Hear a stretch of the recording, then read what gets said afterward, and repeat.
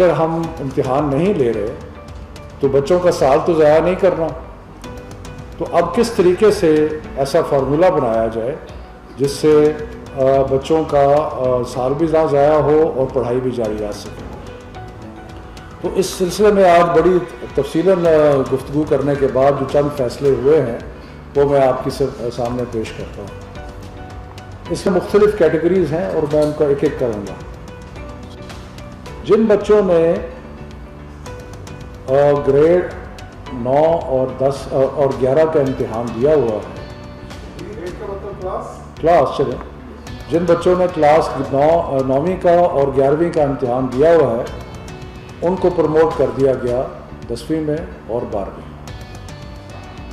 اور اس کا یہ جتنے بھی اسٹوڈنٹس ہیں اس کیٹیگری میں, چاہے وہ ریگولر اسٹوڈنٹس ہیں چاہے وہ پرائیویٹ اسٹوڈنٹس ہیں, جتنے لوگوں نے 9ویں اور 11ویں کا امتحان دے کے ان کے پاس اس کا رزلٹ موجود ہے, جو کہ ان کا رزلٹ جو پچھلے سال سے منسلک ہوگا, وہ ان کو پروموٹ کریں. جن کو جو پروموٹ ہو چکے ہیں, جو اس طرح پروموٹ ہوں گے 10ویں اور 12ویں میں, وہ اگلے سال کمپوزٹ امتحان نہیں دیں گے, وہ صرف 10ویں کا اور 12ویں کا امتحان دیں گے. یہ اس لیے میں ایکسپلین کر رہا ہوں کیونکہ ایک فیلنگ شروع میں یہ تھی کہ اگر لوگ 9ویں سے 10ویں پروموٹ ہو جاتے ہیں اور 9ویں کا امتحان جو ہے وہ نہیں دیا تو اس کو کمپوزٹ ایگزام دیں. ایسے نہیں ہوا, وہ کمپوزٹ ایگزام نہیں دیں گے, وہ 12ویں کا 10ویں کا امتحان دیں گے اور 12ویں کا امتحان دیں گے, اور اس امتحان کی بنیاد پہ ان کے جو پچھلے سال کے نمبر ہیں وہ کیلکولیٹ کر لیے جائیں. یعنی کہ کچھ چیزوں میں ہم آگے دیکھ رہے ہیں کہ جی ہم 10ویں میں پروموٹ کر رہے ہیں 9ویں کے بیسس پہ اور اس طرح کر رہے ہیں, اور کچھ چیزوں میں ہم واپس جا رہے ہیں. ٹھیک ہے, سو پھر سے میں ریپیٹ کرتا ہوں تاکہ کلیئرٹی ہو جائے کہ جو اسٹوڈنٹس اس وقت گریڈ 9ویں میں ہے, کلاس 9 میں ہیں اور 11 میں ہیں, ان کا امتحان نہیں ہوگا, وہ پروموٹ ہو جائیں. سو 9ویں کا اور 11ویں کا امتحان نہیں ہوگا, وہ پروموٹ ہو گئے, اور وہ اگلے سال جب وہ اپنے 10ویں کا اور 12ویں کا امتحان دیں گے تو اس کا جو رزلٹ ہے اس کی بنیاد پہ جو 9ویں کا اور 11ویں کا امتحان ہے وہ کیلکولیٹ کر سکتے. کلیئر ہو گیا جی؟ اب آ جائیے تیسری کیٹیگری پہ. اب ہم نے سوچا تھا کہ جنہوں نے گریڈ 10ویں کا اور 12ویں کا امتحان دینا ہے ان کے ساتھ کیا کیا جائے. تو ان سے فیصلہ یہ ہوا ہے کہ جنہوں نے اپنے کلاس 9 کے اور کلاس 11 کے سارے مضمون پاس کیے ہوئے ہیں ان کو پروموٹ کر دیا جائے. جنہوں نے اپنے 9ویں کے اور 11ویں کے جنہوں نے اپنے 9ویں کے اور 11ویں کے سارے امتحانات جو ہیں وہ سارے سبجیکٹ جو ہیں وہ کلیئر ہیں ان کو 9ویں اور 11ویں کی پرفارمنس کی بنیاد پہ جج کیا جائے. یعنی کہ وہ 11ویں کے بعد یونیورسٹی میں بھی جا سکتے ہیں. باقی صرف اس میں ایک ہم نے ایڈیشنل کیا ہے, کیونکہ ہمارا جو پچھلے مختلف بورڈز کے جو امتحانات کے حساب کتاب لگایا گیا اس میں دیکھا گیا کہ 9ویں کے مقابلے میں 10ویں کا رزلٹ بہتر ہوتا ہے اور 11ویں کے مقابلے میں 12ویں کا رزلٹ بہتر ہوتا ہے. تو اس لیے ہمیں وہ ایک پورا اسٹیٹسٹیکل فارمولا اپلائی کر کے اور اس میں یہ فیصلہ کیا گیا کہ جن کو 9ویں اور 11ویں کی بنیاد پہ پروموٹ کیا جا رہا ہے ان کے نمبروں میں 3% اضافہ کر دیا جائے. اور یہ جو 3% اضافہ ہے یہ پرانے امتحانات کے سارے جو حساب کتاب لگا کے اس میں دیکھا گیا کہ یہ 3% اضافہ جو ہے یہ کنسسٹنٹ ہے اسٹیٹسٹک سے کہ 12ویں کا رزلٹ اور 10ویں کا رزلٹ 9ویں اور 11ویں کے مقابلے میں زیادہ بہتر ہوتا ہے. ٹھیک ہے جی.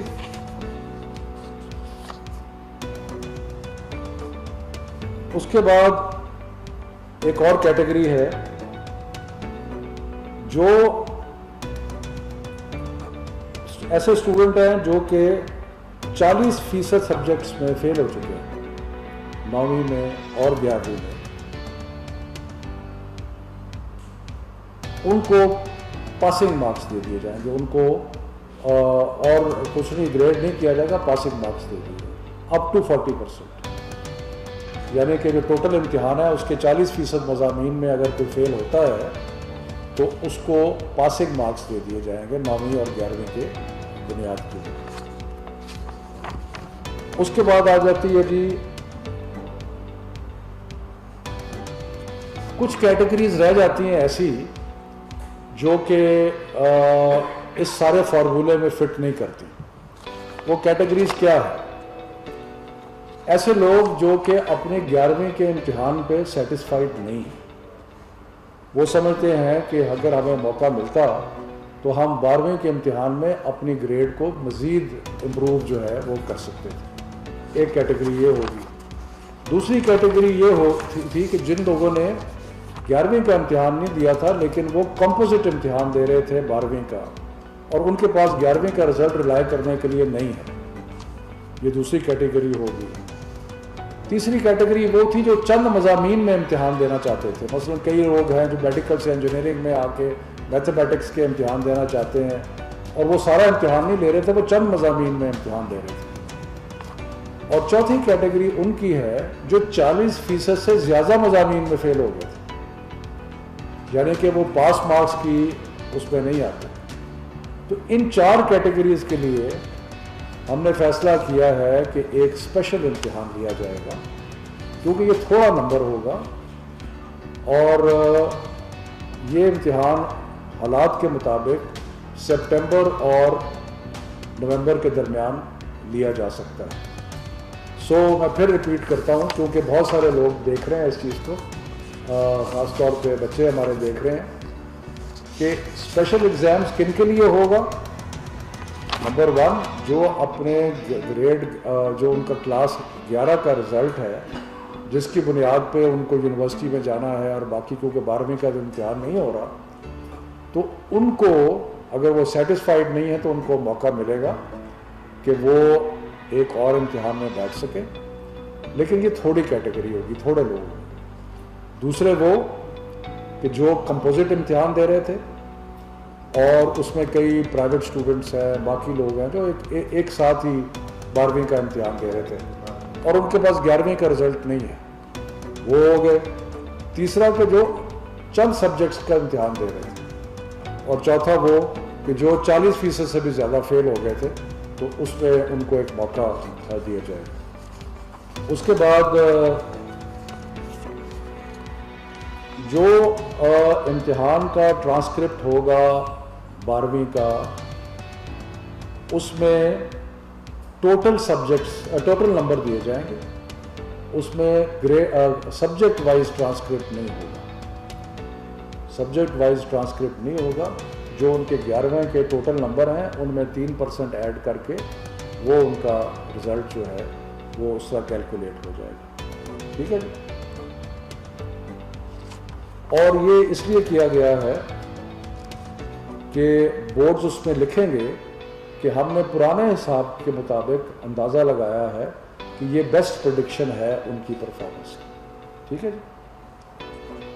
جن بچوں نے اسپیشل ایگزام میں حصہ لینا ہے ان سے ریکویسٹ ہے کہ وہ 1 جولائی تک انڈیکیٹ کر دیں اپنے اپنے بورڈز کو کہ ہم اسپیشل امتحان دینا چاہتے ہیں. یعنی کہ یہ تقریباً 29 بورڈ ہیں, تو ہمارا یہ خیال ہے کہ یہ اتنے کم بچے ہوں گے کہ ان کو سپریٹ کر کے, لیکن پھر بھی یہ فیصلہ بعد میں ہوگا سپٹمبر اور نومبر کے درمیان کون سا پیریڈ ہے جس پہ ہم حالات کا جائزہ لے کے اسپیشل ایگزام. میرا خیال ہے کلیئر تو ہے, لیکن ایک دفعہ میں اگر تھوڑا سا دوبارہ ریپیٹ کر دوں, کئی دفعہ کنفیوژن ہو جاتا ہے. وہ پہلی بات کہ جنہوں نے 9ویں کا اور 11ویں کا امتحان نہیں دیا وہ سارے پروموٹ ہو گئے. ٹھیک ہے جی. اس میں پرائیویٹ بھی ہو گئے, اس میں جو ریگولر اسٹوڈنٹس ہیں وہ بھی ہوں گے. ٹھیک ہے جی. جو پروموٹ ہوئے اگلے سال کمپوزٹ امتحان نہیں دیں گے وہ. وہ اپنا 10ویں کا اور 12ویں کا امتحان دیں گے اور اس کی بنیاد پہ ان کا 11ویں کا رزلٹ جو ہے وہ کیلکولیٹ ہو جائے گا۔ تیسری کیٹیگری وہ ہے کہ جن لوگوں نے سارے مضامین 9ویں کے اور 11ویں کے پاس کیے ہیں، اس کی بنیاد پہ ان کو 12ویں کا سرٹیفکیٹ دے دیا جائے گا اور 10ویں کا سرٹیفکیٹ دیے، لیکن اس میں 3% مارکس جو ہیں وہ ایڈ کیے جائیں گے، کیونکہ ہم نے جو انالیسس کیا ہے اس کے مطابق 10ویں اور 12ویں کے امتحان جو ہے اس میں رزلٹ بہتر ہوتا ہے 9ویں اور 11ویں کے مقابلے۔ اور جنہوں نے 40 میں فیل ہوئے ہیں ان کو پاسنگ مارکس دے دیے جائیں۔ اور آخری کیٹیگری وہ ہے کہ جو امتحان لینا چاہتے ہیں، اور اس میں 4 کیٹیگریز ہیں۔ جو سمجھتے ہیں کہ ہمارا رزلٹ برا ہے 11ویں کا، ہم اپنا رزلٹ بہتر کرنا چاہتے ہیں۔ دوسرا وہ کہ جو 40% سے زیادہ مضامین میں فیل ہو گئے ہیں، جو کمپوزٹ ایگزام دے رہے تھے جس میں پرائیویٹ اسٹوڈنٹس بھی ہیں، یا چند مضامین میں جو 2 یا 3 مضامین میں امتحان سپریٹ امتحان دینا چاہتے ہیں۔ تو یہ لب لباب ہے۔ مجھے بڑی خوشی ہے اس بات کی کہ آج انٹر پروونشل جو ہماری ایجوکیشن منسٹرز کانفرنس تھی اس میں متفقہ طور پہ یہ فیصلہ ہے، اور تعلیم کے میدان میں اللہ کے فضل و کرم سے جتنے بھی ہم نے فیصلے کیے ہیں وہ سارے متفقہ طور پہ کیے ہیں، اور اس میں سب کی رضامندی جو ہے وہ شامل ہے۔ تو اس پہ کوئی اگر سوال ہے تو میرا 2 پارٹ کوسچن ہوگا، تو 2 ہی سوال ہوگا۔ یہ آپ نے جو روٹین کی ایجوکیشن ہے اس کے بارے میں تو تفصیل بتا دی، بہت سے لوگ کو شروع ہو گئے۔ یہ ٹیکنیکل ایجوکیشن کے حوالے سے، پروفیشنل ایجوکیشن کے حوالے سے جو پالیسی ہے، اگر اس پہ کوئی ہوم ورک ہے تو وہ بتا دیں۔ تو دوسرا سر ایک ہے یونائٹڈ وی ریچ، ایک ہے سائی فائی، اور ایک ہے برج انٹرنیشنل اکیڈمیز اینڈ ریلیجن۔ یہ 2 صاحبان، ایک سواد صاحب ہے اور نوید شیروانی صاحب ہے، ان کی یہ کمپنیز ہے۔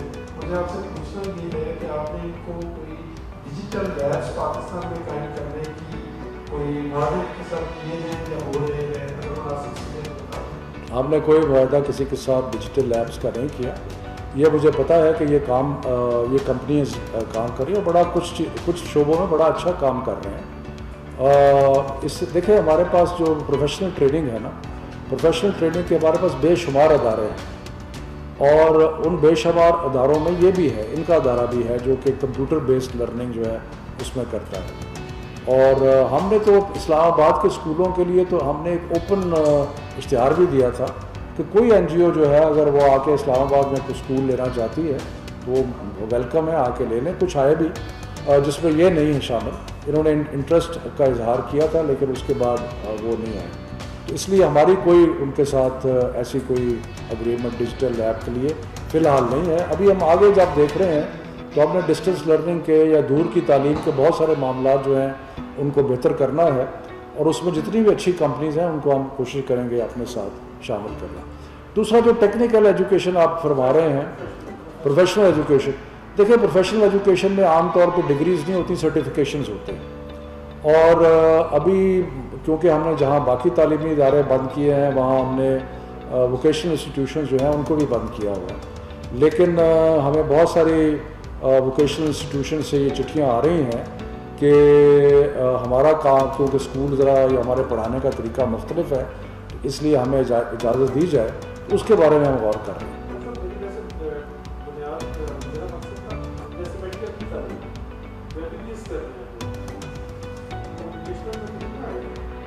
نہیں، ایم بی بی ایس تو ووکیشنل میں نہیں آئے گا، ووکیشنل کی تعلیم، ووکیشنل جو پروفیشنل اسکول آپ کا مطلب ہے میڈیکل اور انجینئرنگ، وہ تو سارے تعلیمی ادارے بند ہیں۔ جی وہ اچھا، ہاں اچھا دیکھیں، میں جو یونیورسٹیز ہیں، ہاں یہ بڑا امپورٹنٹ کوشچن ہے کیونکہ بہت سارے بچے مجھے میسیجز کر رہے ہیں اس کے بارے میں۔ دیکھیں پاکستان میں 200 سے زیادہ یونیورسٹیز ہیں۔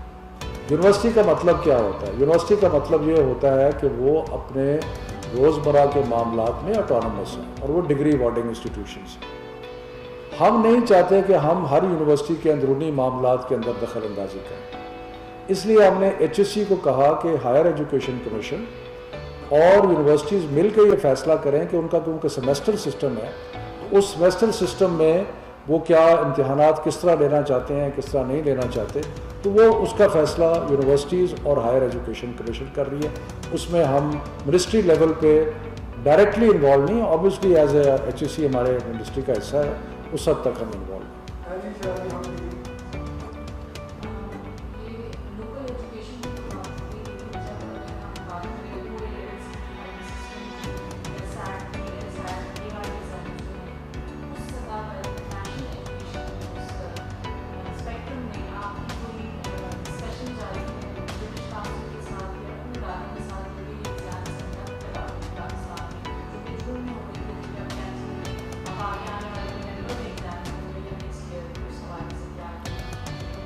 پاکستان کے طلباء کا ایک چھوٹا سا حصہ ایسا ہے جو کہ او لیول، اے لیول اور بیکلوریا اور ان سبجیکٹس پہ جاتا ہے. میں آپ کو مثال دیتا ہوں کہ اس سال کیمبرج کا تقریباً 1 لاکھ بچوں نے امتحان دینا تھا، جبکہ ہمارے جو بورڈز کے امتحانات جس کا ابھی میں نے ذکر کیا ہے وہ تقریباً 40 لاکھ بچے تھے، تو اتنا زیادہ فرق ہے.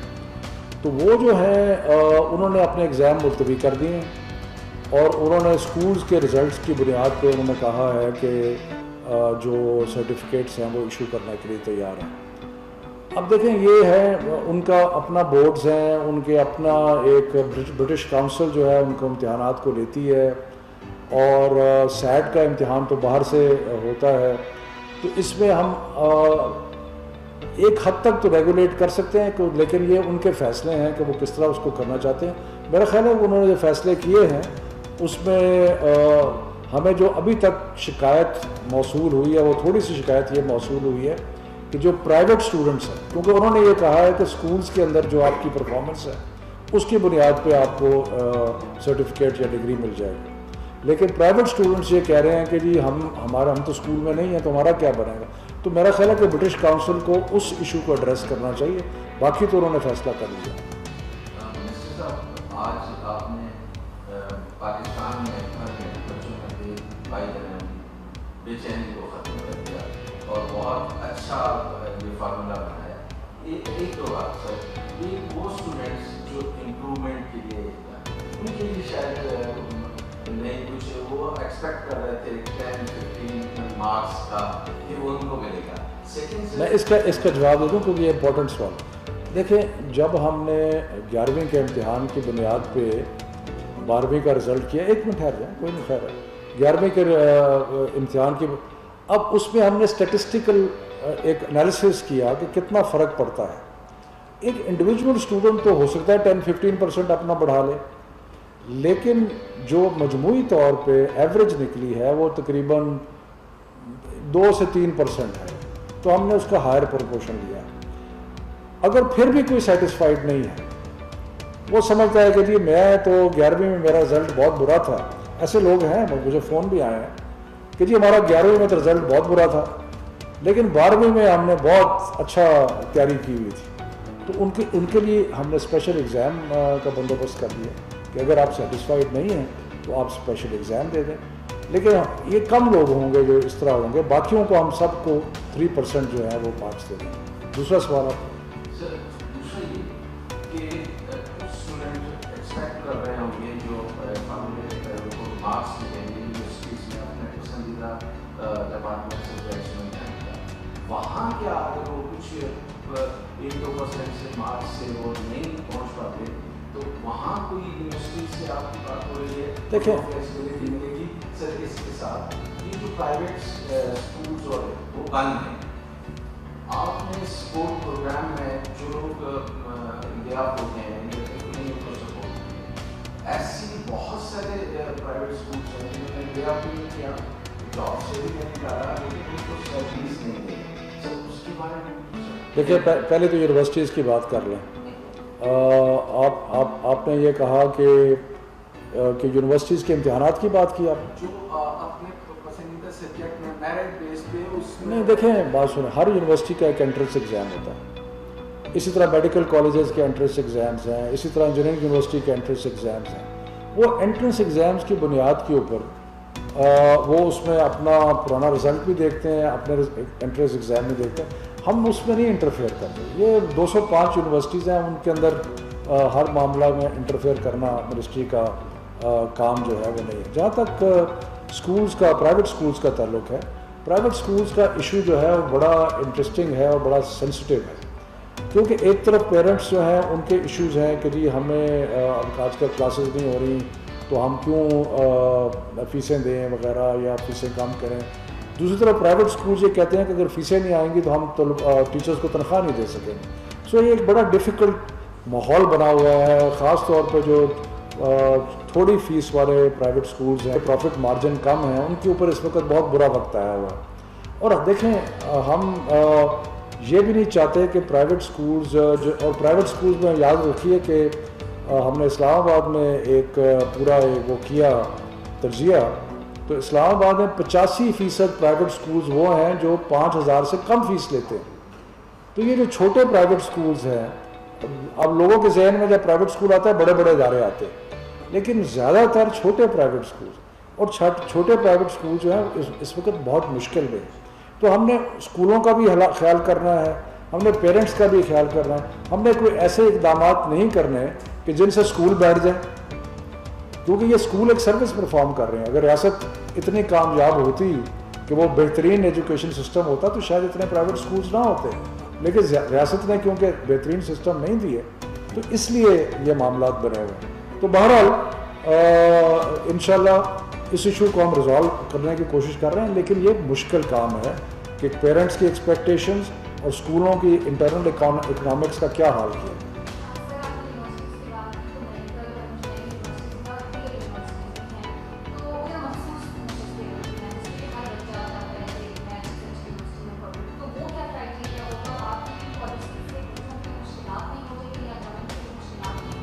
نہیں, مخصوص نشستوں سے مطلب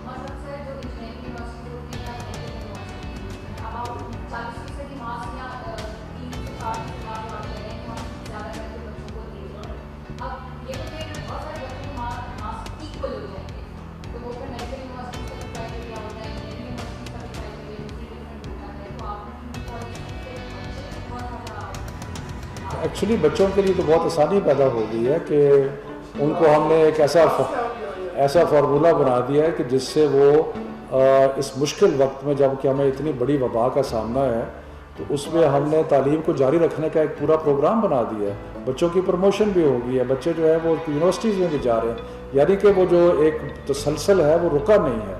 تو میرا خیال ہے کہ اس میں بچوں کے لیے کرائٹیریا جو جتنی یونیورسٹیز ہیں وہ اپنا امتحان لیتی ہیں, اور اپنا امتحان لینے کے بعد وہ ایک اپنا امتحان کا رزلٹ ہوتا ہے اور ایک ان کا رزلٹ جو پچھلا ہوتا ہے اس کی بنیاد پہ کریں گے.